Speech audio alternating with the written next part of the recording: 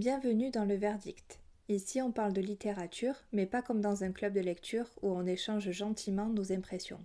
On analyse les personnages, on décortique les fantasmes littéraires et parfois on met le doigt sur des vérités un peu dérangeantes.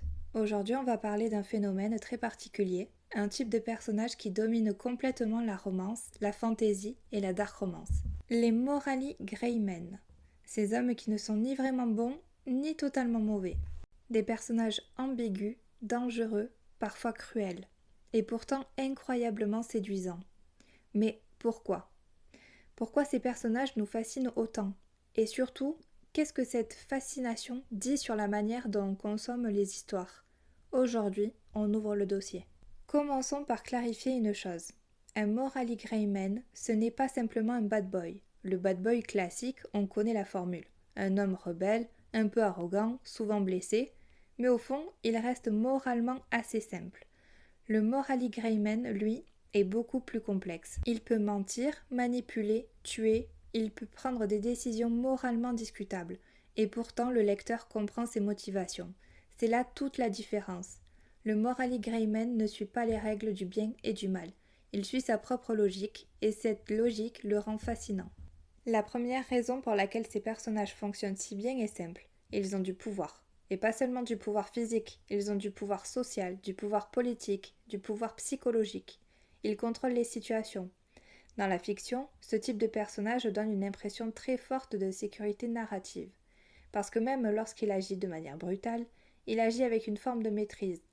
Les Morally Grey Men ne sont presque jamais perdus.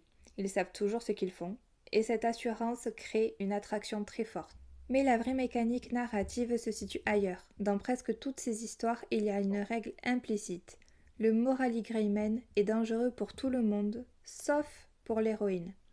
Elle devient l'exception, la seule personne capable de voir l'homme derrière le monstre. Et cette dynamique est extrêmement puissante dans la romance, parce qu'elle touche à un fantasme très humain, celui d'être la personne qui révèle la vraie nature de quelqu'un. L'héroïne n'est pas simplement aimée, elle est choisie. Et dans la fiction, cette idée est incroyablement addictive. Les Morally Grey Men nous attirent aussi pour une autre raison. Ils rendent les histoires plus intéressantes. Un personnage parfaitement moral et prévisible. Un personnage ambigu ne l'est jamais. Il peut prendre des décisions inattendues, il peut surprendre le lecteur. Il peut même nous mettre mal à l'aise. Et c'est précisément cette incertitude qui rend ces personnages aussi captivants. Ils apportent de la tension, de la complexité et parfois même un certain danger narratif. Mais il y a aussi un aspect plus délicat, parce que la popularité des Morally Grey Men pose une question intéressante. Pourquoi sommes-nous si attirés par des personnages moralement problématiques ?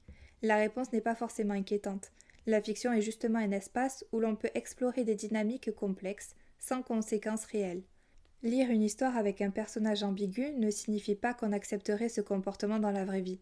Mais ces personnages révèlent quelque chose d'important.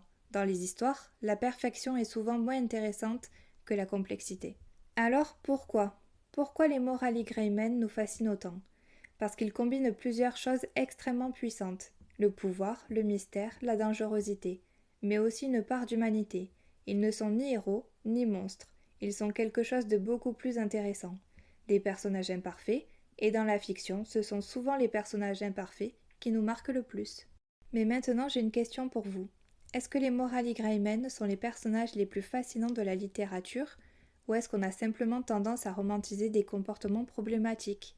Je veux connaître votre opinion, et si cet épisode vous a plu, pensez à suivre le verdict sur Spotify ou YouTube, parce que dans le prochain épisode, on va s'attaquer à un autre phénomène littéraire, plus précisément un personnage, et je vous donne un indice, ACOTAR. C'était le verdict de Xalia. À bientôt pour un nouveau verdict.